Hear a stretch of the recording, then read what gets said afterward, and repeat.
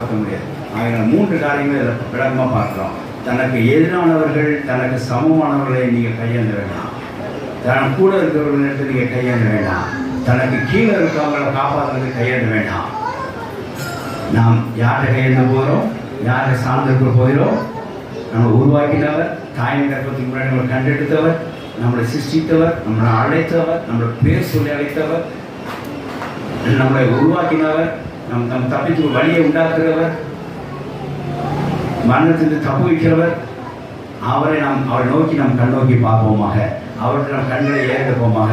அவருக்கு நம்முடைய கைகளை ஏற்போமாக. பரவத்துக்கு நம்ம ஒத்தாசை வரும் காரியத்தை நடப்பிப்பார். ஹalleluya. 7 வருஷம் சோத்திரம். ஆகையால நம்ம வேற எங்கே நம்ம கீழே உள்ளவங்க, நமக்கு மேலே உள்ளவங்க, நம்ம சரிசம் உள்ள ஆட்கள், இவங்களெல்லாம் நம்பி நம்ம என்ன செய்யறோம்? சில நேரத்தில் நம்ம டிபெண்ட் செய்ய ஆயிடும். அதனால சில பக்க விளைவு உண்டாகிறது. இப்படி ஒரு காரியத்தினால சில ஃபெயிலியர் பார்க்குறோம். கிறிஸ்துக்குள்ள வெற்றி வாழ்க்கை வாழணும் அப்படின்னா நம்ம சில இடங்களில் இப்படி தேவனுக்கு அடையாளம் இருக்க பழகிக்கணும். எல்லா இடங்களிலும் அடையாளம் இருக்க பழகிக்கணும். இவர் தேவனை சார்ந்திருக்க அல்லவா, இவர் தேவனை நோக்கி பண்ணுவாங்க, இவங்க அப்படி செய்ய மாட்டாங்களே, அவங்க அப்படி செய்ய மாட்டாங்களே, அது என்ன ஜெபிச்சான்னு சொல்லுவாங்க. அவங்க ஜெபிக்கிறவங்களாச்சே, அவங்க நன்றி செலுத்துவாங்கச்சே அப்படின்னு சொல்லுவாங்க. 10 வருஷம் சூத்திரம் உண்டாதாக மனைவிக்கு ஒரு லேப்ரோஸ்கோபி ஆப்ரேஷன்